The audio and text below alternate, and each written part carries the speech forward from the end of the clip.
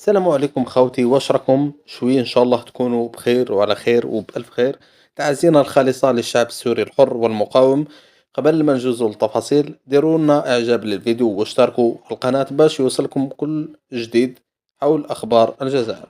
رئيس اقوى دولة في العالم غاضب وغاضب بشدة، ما عجبوش الحال كي تمرد رئيس الجزائر عبد المجيد تبون على كبار العالم وبعث مساعدات انسانية عاجلة للشعب السوري الحبيب.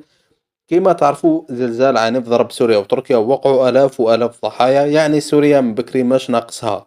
فيها حرب أهلية منذ 12 عام، وزيد الحصار الظالم على هذا البلد الشقيق، وزيد انهيار العملة السورية والفقر، وزاد عليها الزلزال المدمر.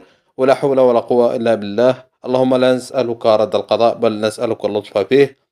تبون صفع مرة أخرى كبار العالم كي أرسل مساعدات إنسانية عاجلة بدون الرجوع إليهم أو انتظار الضوء الأخضر مثل ما فعل باقي رؤساء وملوك العرب، باستثناء العراق طبعا، لعملة مثل الجزائر، وأرسلت مساعدات مع بداية الزلزال مباشرة.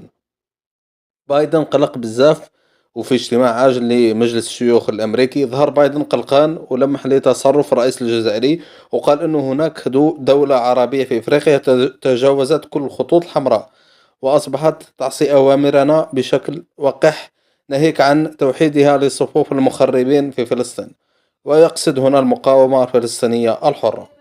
وأضاف بايدن: رئيس تلك الدولة يريد جعلنا أضحوك أمام باقي الدول العربية، لازم ما نسمحولوش يزيد يتخطى حدوده.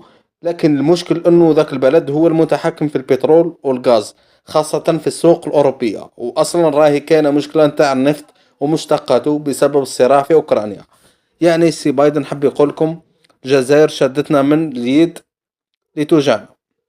وفي موضوع آخر ذو صلة، إسرائيل أصبحت متخوفة من العبور الجوي للطيران الجزائري نحو سوريا بشكل مباشر، وهذا الأمر أزعجها، خاصة أن الجزائر بهذا التصرف تقول للعالم فكوا الحصار الجائر والظالم على الشعب السوري المنكوب.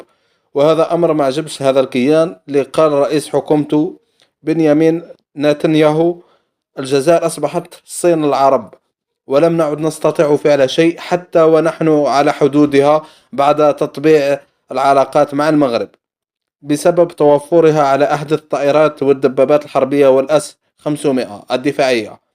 شتو خوتي الجزائريين، هذا هو الرئيس نتاعكم لقن أسياد العالم والعرب درسا في الرجولة والنخوة العربية المفقودة منذ عقود طويلة. في الختام ما تنسوش تحطوا لنا لايك للفيديو وتشتركوا في القناة إذا ما زال ما اشتركتوش، وربي يفرج على خوتنا السوريين، وتحيا الجزائر.